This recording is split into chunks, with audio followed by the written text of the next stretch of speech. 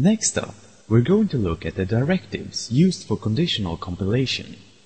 These directives let us include or exclude part of the source code if a certain condition is met. First, we have the if and endif directives, which specifies a section of code that will only be included if the condition after the if directive is true.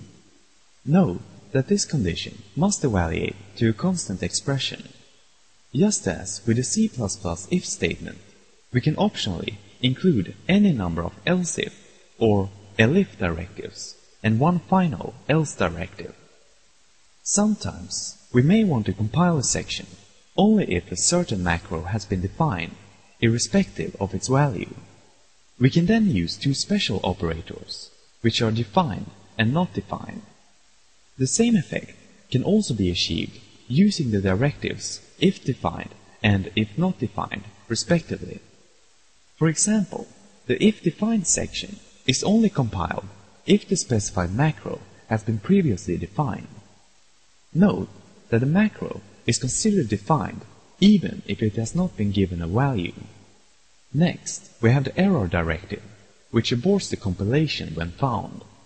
This directive can be useful, for example, to determine if a certain line is being compiled or not. The directive can optionally take a parameter that specifies the description of the generated compilation error. Another standard directive is line, which allows us to change the line number that is displayed when an error occurs during compilation. Following this directive, the line number will as usual be increased by 1 for each successive line.